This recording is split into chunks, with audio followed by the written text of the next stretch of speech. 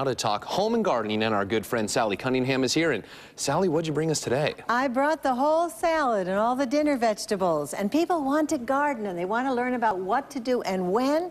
At the end of the segment, I'm going to be telling you about a class coming up to learn organic gardening. But the point I want to make today is looking at these vegetables. Some you can plant already. You can put spinach and lettuce and onions in the ground if the ground is soft enough to let you.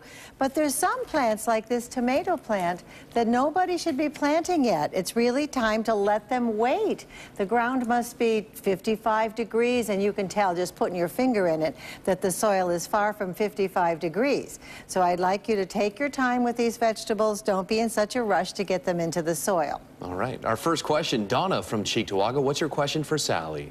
Hi, Sally. I would like to know, I've had irises in my backyard for about this is the third season, and I don't have any blooms on them. What can I do?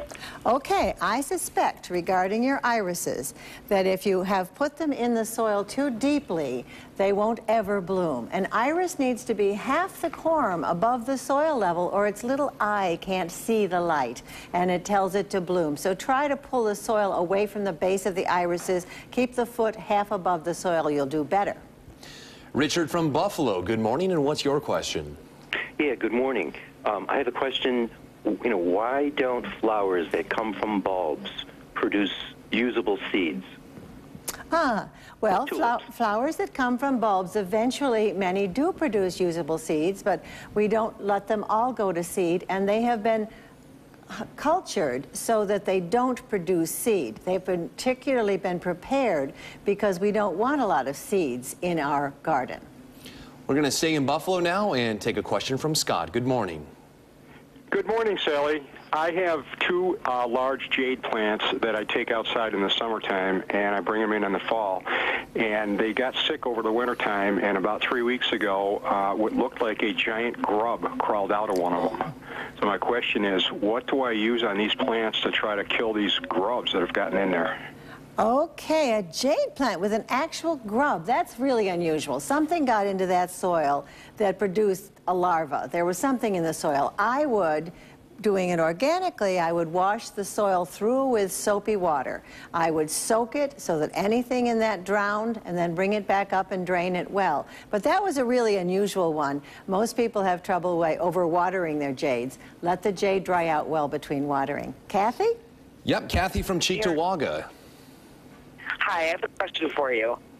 I thought I had snow damage for my plants in the front, and my landscaper came over and said it was wind damage, that they don't like the wind. Is that true? Yes, that's very true. Many, many things are damaged by winter, but one of the worst damaging things is wind. It hits them and it's desiccating. It dries out the needles. They can't maintain their moisture, and the roots aren't taking in new moisture because they're frozen. So your landscaper was correct. Wind damage is a real damaging thing, as is salt. Our last question this morning comes from Batavia. Good morning, Bob. All right, I think we actually lost him. So one last thing, do you have something you'd like to plug? What Bob from Batavia wanted to know is, how can I learn about organic gardening? I'm sure that's what it was. And the way he can learn that is come to Hear Me Talk next Saturday at Lockwood's Greenhouses. There's a symposium on organic gardening, and we have wonderful speakers coming in from quite far, from Maine and so forth, to talk about the organic gardening movement, how you can grow food that's healthy and eat locally. All right, well, thank you, Sally, as always, and hope you have a wonderful Sunday, and thank you all for your calls. Same to all of you.